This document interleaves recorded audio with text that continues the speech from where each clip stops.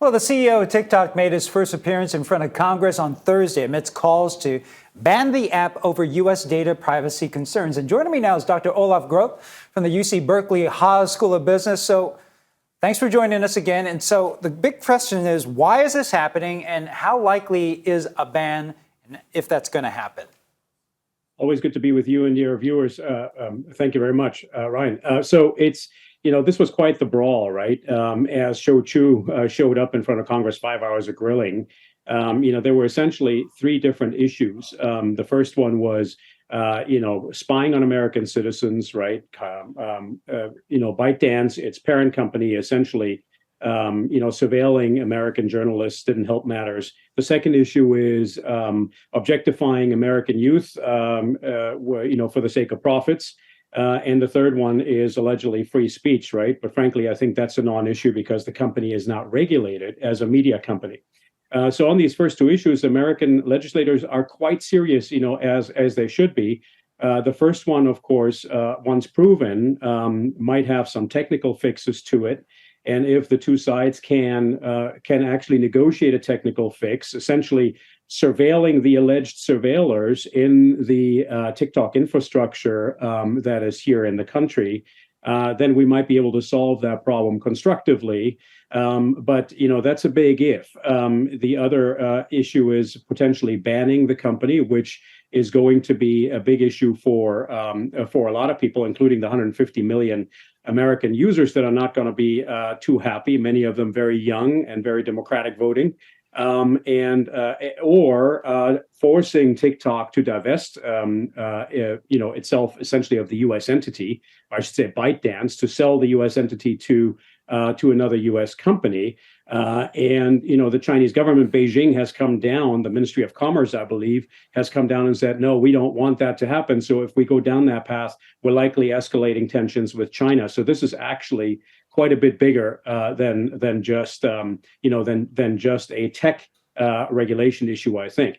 I'm hopeful that we can still find a technical fix for this, but negotiations are protracted, and we got to be serious about this. The allegations are quite severe, and I think they're justified. We just have to find a fix. A lot of people would say, though, Facebook, Twitter, other social media companies here in the U.S., they do the same thing. Well, absolutely. And this is sort of where we can't speak out of both sides of our mouths, right? Mm-hmm. I mean, even the issue around, teenage depression and objectification on these platforms, right? Instagram has come out and actually said publicly, yes, we've done a study and, this is happening on our platform too, but nobody is really doing anything from a regulatory angle just yet. And so if that's the path we're choosing, attacking TikTok, then we have to be fair to all sides. And that includes taking a strong look at American platforms as well. In general, I think there is a large data privacy issue in all of these platforms. And hopefully Congress will tackle that on a much broader basis very soon. Fair enough. And shifting over to AI technology, OpenAI unveiled GPT-4 recently. So what's the new with this version of the chatbot, and why is this even relevant? Yeah, look, I mean, it's relevant for one, because ChatGPT has become really the most adopted app ever. 100 million users per month of growth. That is unheard of. Now we have the evolution of, essentially the AI engine that drove ChatGPT, which was GPT-3.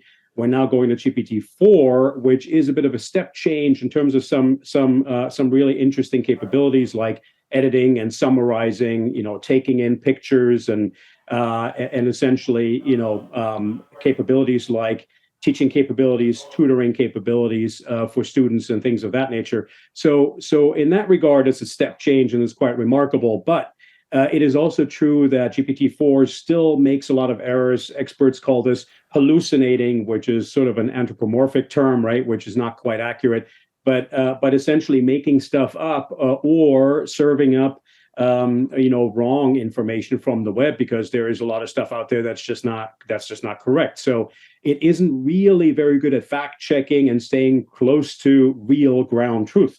And so as such, I think we can't fully trust it yet. I think the best way to look at it is to say, look, this is essentially going into the far off corners of the internet, finding remote bits and pieces of information, and it's like a retriever, like a dog that brings those back and then serves those up, right? But you got to be really careful about what that dog brings back.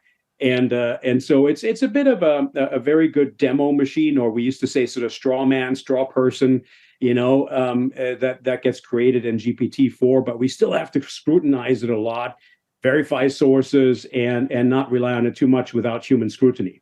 Yeah, but that dog is getting smarter, man, isn't it? Oh, it's getting a lot smarter, and I think it'll keep getting smarter.